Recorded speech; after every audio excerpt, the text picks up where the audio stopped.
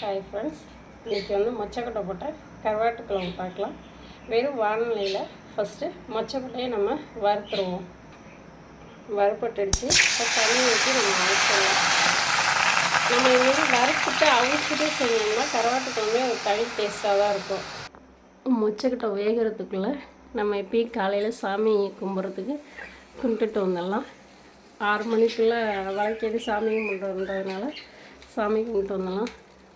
ஒரு எளிய வழிபாடு தான் அது. நீங்களும் அதுமாரி ட்ரை பண்ணுங்கள். ஒரு மாற்றம் இருக்குது, கொஞ்சம் ரிலாக்ஸாக இருக்குது. இதுமாரி செய்யும் போது காலையிலே சாமி கும்பிடும் போது ரிலாக்ஸாக இருக்குது.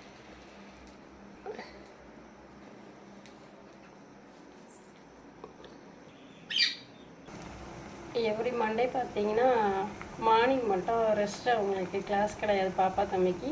அதில் ஒரு 7:30 வரைக்கும் தூங்க விட்டுறது. இன்றைக்கி மட்டும் 7 மணிக்கு தான் எழுந்திருப்பாங்க. அவங்களுக்கு மட்டும் கொஞ்சம் பால் காய்ச்சி கொடுத்துட்டு தூங்க வைக்கலான்னு. சரி, சாதம் வேகுது. மொச்சக்கொட்டை ஓரளவு வெந்துடுச்சு. இந்த உரலில் போட்டு இடிச்சிக்கலாம். பூண்டு, கொஞ்சமாக மிளகு, எண்ணெய் சூடாகிடுச்சு. வெந்தயம் போட்டுக்கலாம். நம்ம இடித்து வச்ச பூண்டு, மிளகு. அதே பார்த்திங்கன்னா இந்த கத்திரிக்காயையும் போட்டுடலாம். கருவாட்டு குழம்புக்கு கத்திரிக்காய், முருங்கைக்காய் தான் வேணும். கத்திரிக்காய் போட்டாச்சு. எந்த குழம்புக்குமே நம்ம வதக்கும் போது முருங்கைக்காய் அதிலே வதக்கணும்னா இன்னும் நல்லா டேஸ்ட்டாக இருக்கும். நீங்களும் ட்ரை பண்ணுங்கள். இப்போ பார்த்திங்கன்னா புளி தண்ணியும் கலந்த சாந்தும் இதில் ஊற்றிடலாம்.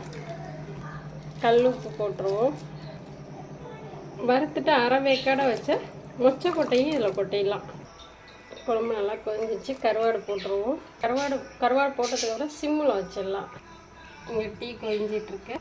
இட்லி ஊற்றி வச்சாச்சு. இங்கே பார்த்திங்கன்னா இட்லிக்கு உளுந்து வருது.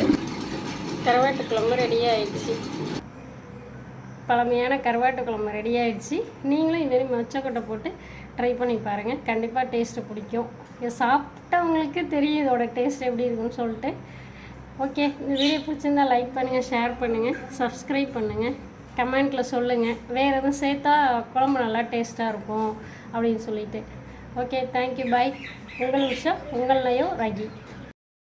பாக்ஸில் ஏன் குழம்பு எடுத்திருக்கேன்னா, எப்பயும் நம்ம துப்புரவு பணியாளர் அவர்கள், தூய்மை பணியாளர்கள் தான் சொல்லணும், அந்த தம்பிக்கு கொடுக்குறத எடுத்திருக்கேன்.